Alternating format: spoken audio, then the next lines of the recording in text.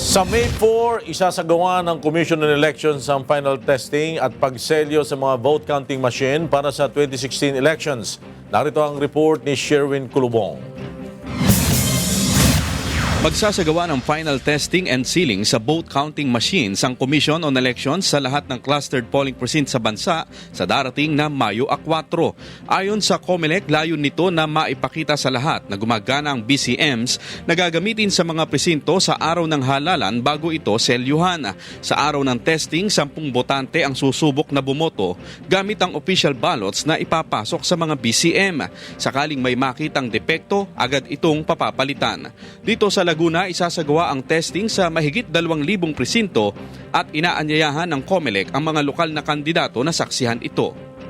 We already notified yung mga candidates na on May 4, we will conduct the FTS. Please come and witness and be all watchers doon sa gagawin nating testing and sealing.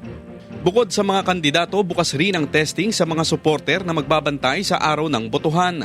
Kaya nga, we are calling the attention of all the watchers, mga candidates themselves, para bantayan nila yung mga machine, yung mga supporters, watchers nila.